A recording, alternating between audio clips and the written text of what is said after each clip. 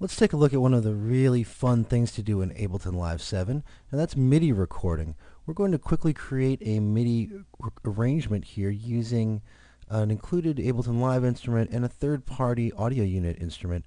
You could use a VST just as easily on a PC. MIDI recording, of course, requires using MIDI instruments, so I'm going to go to my Live Devices browser, open the Instruments folder, and choose an Impulse drum kit to start things off. Drag the drum kit onto my available MIDI track here. Lower the volume a little. And I've got a little techno drum kit here, and I'm triggering it with the notes on my MIDI keyboard, starting at middle C. Before I begin recording, I'm going to set up what's called record quantization. This takes all of the performances that I do with my MIDI keyboard and it quantizes them so that they're in time even though I may not actually be playing in time. Live will sort of force my MIDI notes into the proper time. So I've got my track set up. I've added the instrument.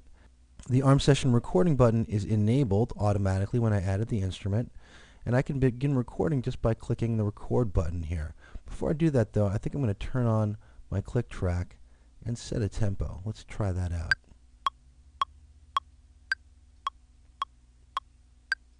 Alright, double clicking this to go back to the beginning of my live set, and let's start recording.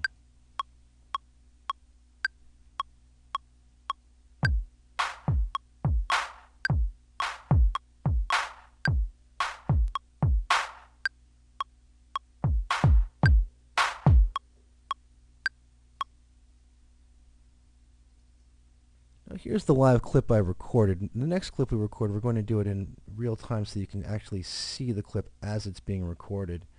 I actually use the clip view to go ahead and edit my clip, but I'm not going to do that quite yet because I want to do some overdubbing. I'm going to click the overdub button here, the global record button, and start playing.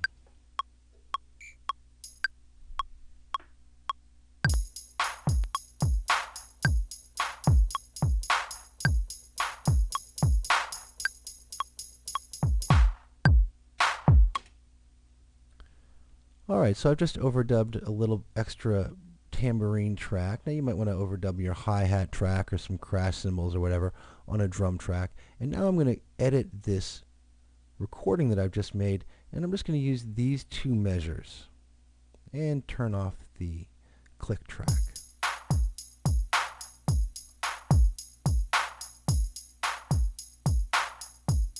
I'm going to do a little quick editing to the velocity here.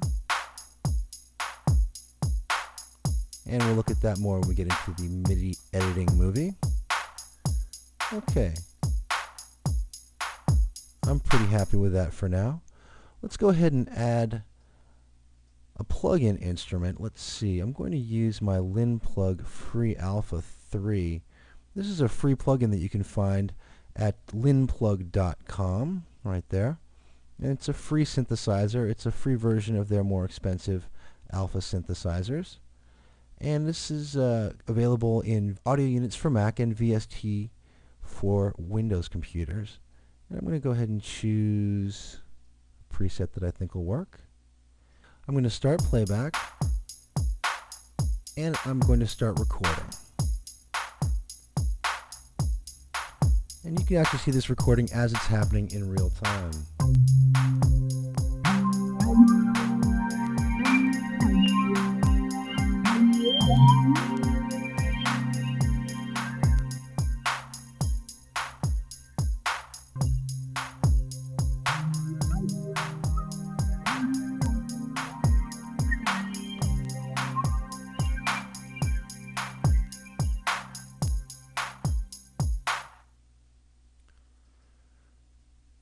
Now I've created two separate performances here because I want to show you something very cool.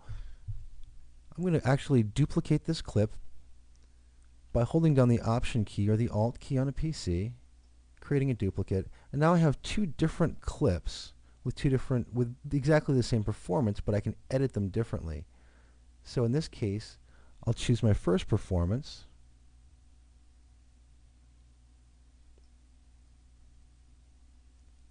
And that'll be one clip. I'll select the second. Didn't mean to do that. I'll select the second clip.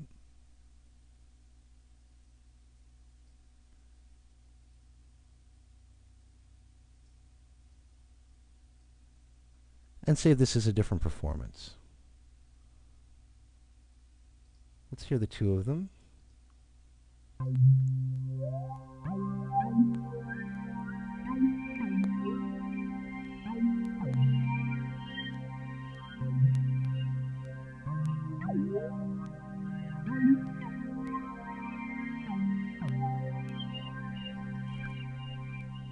Yes, two vastly different performances, but you get the general idea.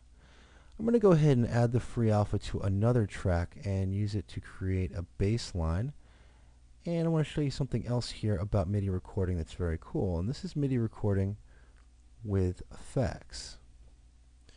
I'm going to go to my MIDI effects, and I'm going to add the arpeggiator to this track. You've noticed that every time I've added a new instrument to my set, the new track automatically is record enabled for MIDI recording. I can deactivate that at any time and record again on my other tracks just by selecting their record buttons.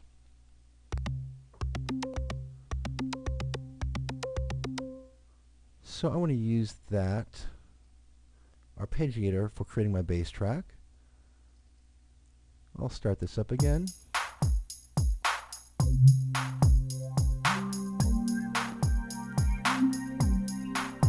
And I'm going to click record.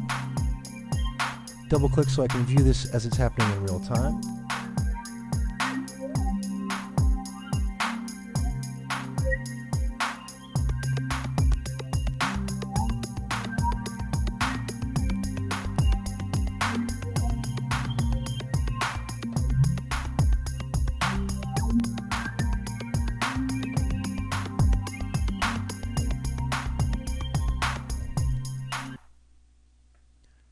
And I'll stop playback, and I'll go ahead and edit my bass loop. Now, of course, again, I could create multiple loops out of this performance, but I'll just stick with a very basic 4-measure loop here, and let's hear that by itself.